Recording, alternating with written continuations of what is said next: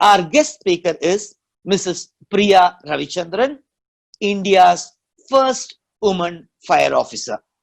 Mrs. Priya Ravichandran completed her undergraduation in Ethraj College for Women, Chennai, and after that she did her master's as well as MPhil in the prestigious Jawaharlal Nehru University. After completing her MPhil, she wanted to join the civil service and serve our country.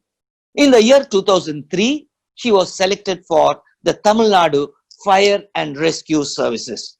After that, throughout her career, whichever position she held, she was known for her courage as well as conviction as well as fearlessness.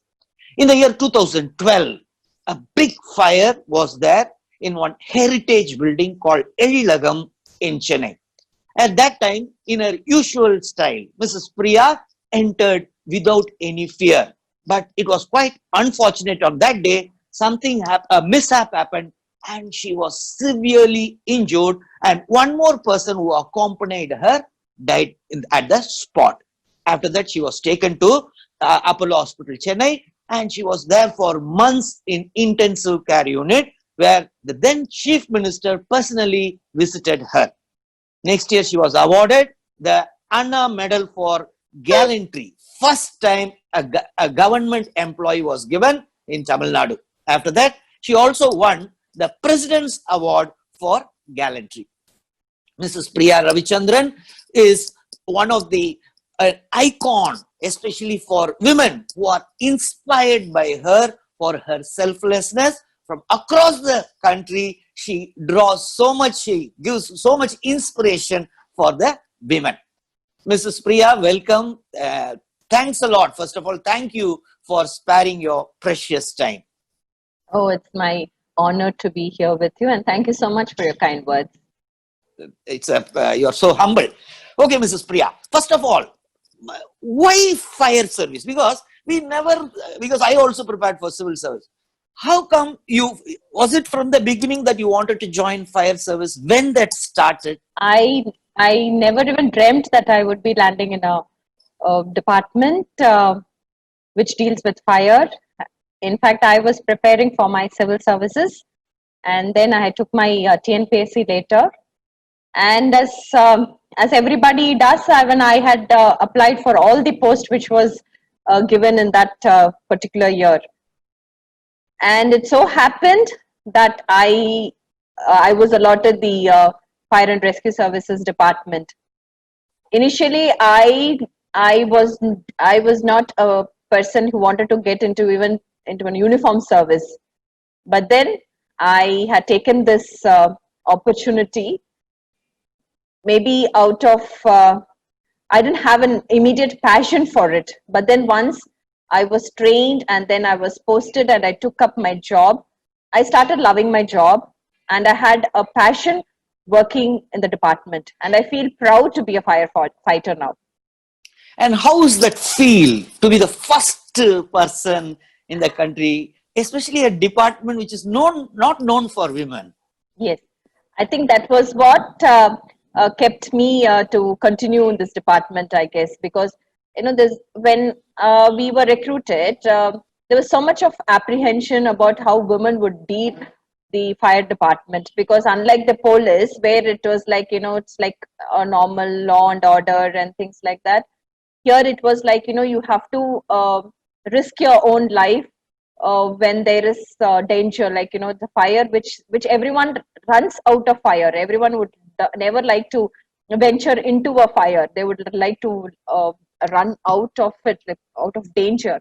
So you put your own life at risk.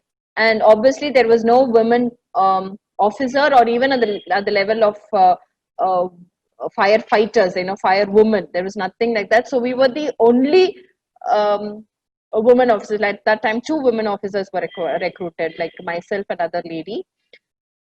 So there's so much of apprehension, like, how will they get into a fire? Like 24/7, will they be available? Will they be able to attend the calls?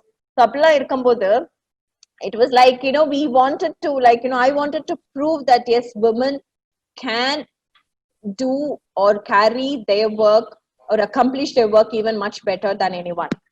So I think that's what kept me going in the department. And of course, the feel of being called the first woman officer, yes, it makes me like, proud. At the same time, I feel like, I'm obliged to fulfill my duty as a woman and as a first woman fire officer of the department, because many of them look up to us as a role model, up to me as a role model. And even when the other states were also recruiting, or were thinking of recruiting women, they were like, their questions were all focused on me, like, how would you take it, or how do you find the job, or how do you able to cope up with these challenges. So that's also, it's actually a very great feel. Not everyone would be getting this. I heard from some people that when you were having 2 months old baby, you had to undergo that rigors of training in the fire service. How was it, and how the training is given? Yes, it was like, my training started in the month of August, and I had delivered my first child in the month of May. And then I was called for this training, which is a physical training. A part of it was physical, and part of it was institutional. Yes, and then it was like, the fire service training is kind of more tough, because where you deal with the equipments, like, you have to carry those heavy hoses on your shoulders. You have to carry a victim on your shoulders up and down the ladder. And there'll be too much of, like, the usual squadral, the physical training, and then training which was related to the fire department, like, the technical part of it, yes, which was very, very challenging. And me, after my Caesar, it was like, it was actually going down too much on me. But then anyway, like, I didn't want, one thing is, like, I didn't want people to even think, like, whether women would be able to carry on this tough job in future, or whether they can go about recruiting more women, or they can like, I don't want them to criticize me in any whichever way. So I was very conscious about it. That is why any fire call, any rescue call, whatever time they called me, I was there. Because as I said, I think I'm repeating, but the thing is, I didn't want to be criticized on the basis of gender. So it's good that your rigorous training, whatever you underwent, because of that, across India, many other states have also recruited women, women and firewomen officers. And now one more thing. See, you are a woman officer. Now, you are not one person who goes to office, comes back, and not one department. You, round the clock, you have to work. Despite that, how you are able to manage your family, and how supportive is the family, and you can also tell how you manage this entire thing, getting good prominent name in the government also, as well as managing a family. I think you have 2 daughters also. So how was it? Obviously, yes, as you said, it was with the help of my family, of course. Because as you had already mentioned, I had walked into the training with my 2-year-old daughter. I was actually given an accommodation inside the premises of my training academy, and it so happened that my entire family was moved in with me. My mom, my grandmom, everyone, just to take care of my child and me. So obviously, the family support was there for me from my initial days, because, like, in fact, I think my family I started my family and my career almost the same time. So yes, they were there. And as a fire department goes, or any uniform services goes, we work by 24/7. So sometimes then we get calls midnights, and that which goes on till the next early mornings. Sometimes I don't even get to see my daughters' faces, because I need someone, like, where they can wake my daughters up, dress them up, send them to school, pack them lunch. So obviously this wouldn't have been possible without my family support.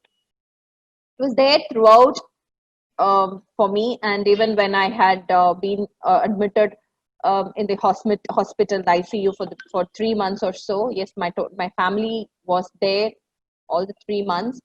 and they were taking care of my children, because they too were two, tiny tots, like, they were just 7 years and 4 years. So they were totally unaware of what had happened to their mom. They had not seen me for those 3 months, and it was like my family and the teachers, the school teachers, DAV school teachers, in which my daughters were studying. Of course, they had also lent their support.